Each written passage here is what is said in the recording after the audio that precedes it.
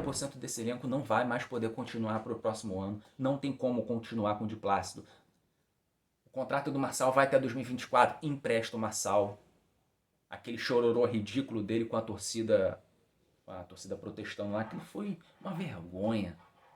E teve gente que se convenceu por isso. Não tem como manter o Eduardo para ser titular para o ano que vem. Não tem como manter o Cuesta. A gente não aguenta mais o Cuesta. O contrato do Gabriel Pires e do Lucas Fernandes se encerram esse ano. O contrato de empréstimo. Devolve. Nem pensa em ficar com esses caras. Luiz Henrique é a mesma coisa. O contrato termina esse ano. Devolve. Lucas Perry e Adrielson, que já estão com a cabeça no Lyon, né? Graças a Deus que a gente não vai ver mais eles ano que vem. Jogadores que desaprenderam. O Perry não faz mais defesa, não sai do gol. Toda bola que vai no gol é gol. Adrielson não é mais aquele Adrielson. Já está com a cabeça no Lyon já. O dele já está garantido. Marlon Freitas não pode continuar sendo titular desse time. Contra o Santos, coloca o Danilo Barbosa. Tiquinho não pode continuar sendo titular desse time. Tem que entrar o Diego Costa, que vem demonstrando muito mais vontade do que o Tiquinho. O Tiquinho acabou, o Tiquinho sumiu. Eduardo sumiu, Eduardo se esconde no jogo. Então, pessoal, o título já era. Agora é focar em uma vaga na Libertadores, que o Botafogo faça pelo menos mais 2 pontos aí até o final da temporada, até o final do campeonato, para garantir pelo menos a vaga na pré-Libertadores.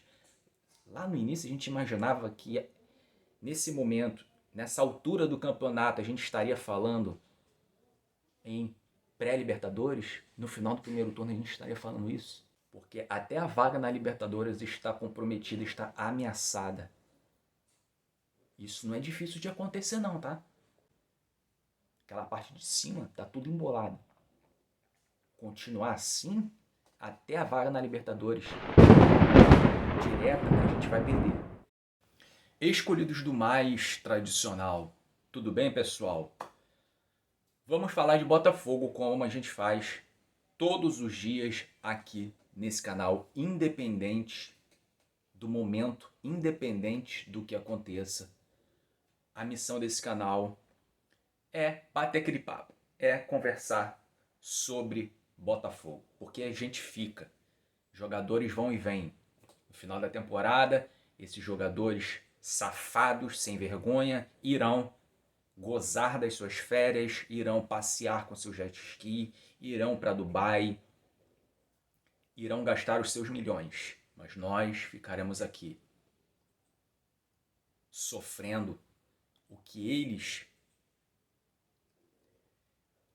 plantaram, colhendo, né? O que a gente não plantou, mas o que eles plantaram.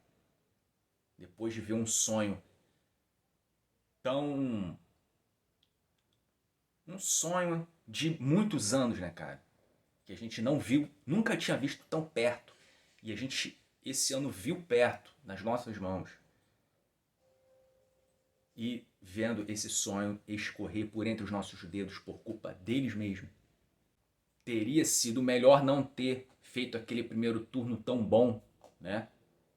E nesse segundo turno começar a crescer e brigar por uma vaga na Libertadores, a gente estaria muito mais motivados, a gente estaria muito mais empolgados a apoiar, a torcer, do que aquele primeiro turno e depois esse segundo turno vergonhoso, vexatório, que esses jogadores sem vergonha são os únicos culpados.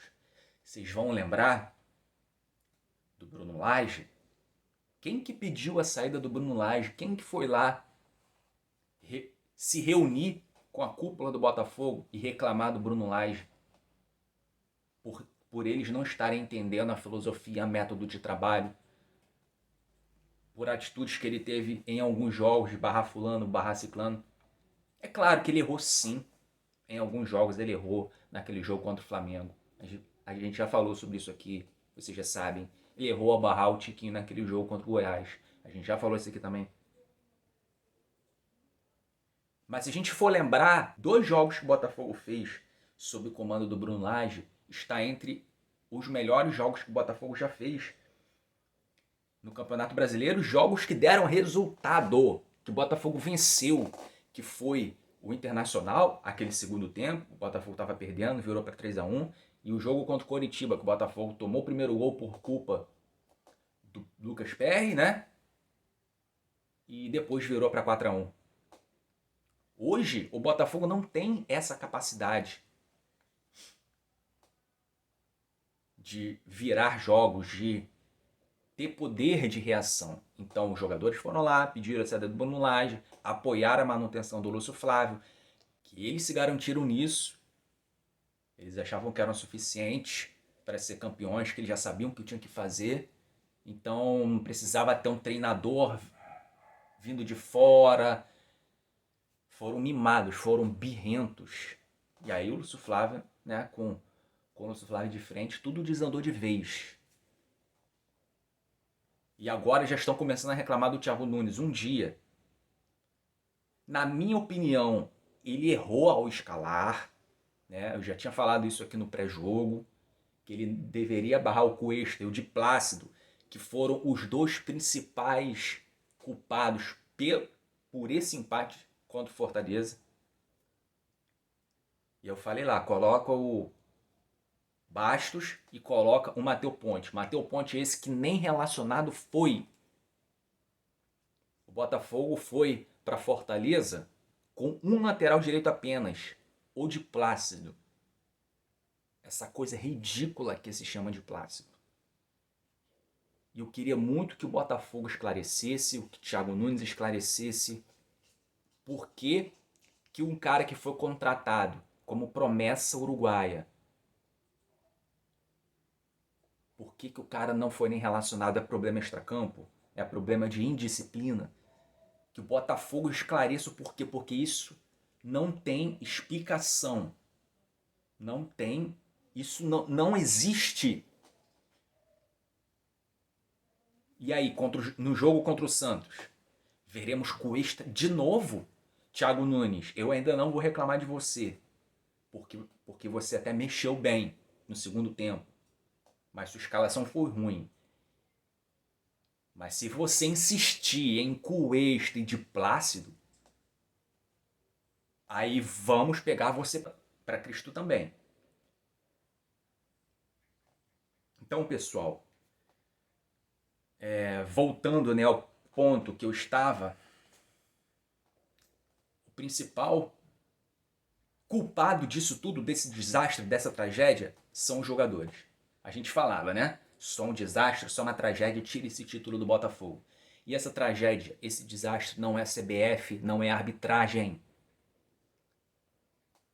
Não caiam nas falácias de quem vai começar a falar de que o Botafogo está perdendo o título por causa de erros da arbitragem. Isso já é uma cortina de fumaça que está sendo preparada para enganar a torcida.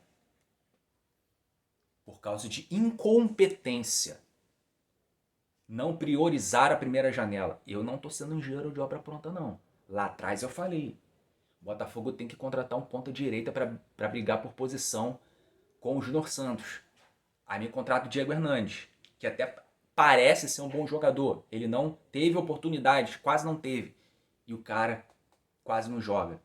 Nem nos relacionados para esse jogo contra o Fortaleza ele esteve. Por quê? Aí o Thiago Nunes coloca nos relacionados o Segovinha. Que eu critiquei lá atrás também. Quem me acompanha aqui no canal já me viu reclamar disso. E eu reclamei lá atrás. Botafogo contrata um cara. Isso lá na primeira janela. Um jogador de 1,35m, 22 quilos, para brigar por posição na ponta direita. Eu falava também que deveria ter contratado um lateral esquerdo e um lateral direito. Lá no início do ano eu falava isso. Eu já falava que o Di Plácido era um jogador que a gente não podia confiar. Na lateral esquerda a mesma coisa. Eu falava lá atrás que a gente não poderia confiar no Hugo, que era um jogador fraco, que a gente só tinha o Marçal. E olha que naquela época o Marçal não estava irritando como ele está hoje, hein? E qual perspectiva que a gente deve ter para essas 4 últimas rodadas do campeonato? As melhores possíveis, vamos ser otimistas, Ou vamos ser racionais? Que jogo após jogo o Botafogo está cada vez mais ridículo. Então, é pré-Libertadores. Se conseguir uma vaga na Libertadores direta, ok. Mas o planejamento tem que começar já em dezembro, porque janeiro tem pré-Libertadores. E vai jogar pré-Libertadores com esse time para ser eliminado e nem entrar na fase de grupos? Vai jogar pré-Libertadores com o Di Plácido? Com o Cuesta? Com o Hugo?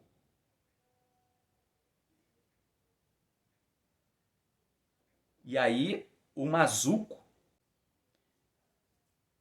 teve o seu contrato renovado até 2025. Qual o nível de contratação que teremos para o ano que vem? Apostas para ser vendidos posteriormente? Ou jogadores que venham realmente, jogadores que ganharam título, jogadores cascudos, jogadores que não se acovardam, não se escondem, igual muitos desse elenco. Jogadores que não são mimados, jogadores que são homens de verdade. E não só isso. Jogadores que realmente venham e deem a vida por esse time, por essa camisa. É isso, pessoal. É isso que eu queria falar com vocês. Obrigado a você que assistiu até o final. Se ainda não se inscreveu, se inscreve. Deixa o like nesse vídeo. Compartilha esse vídeo aí nos grupos de Facebook, de WhatsApp que vocês fazem parte. Eu fico por aqui. A gente se vê no próximo vídeo. Tchau.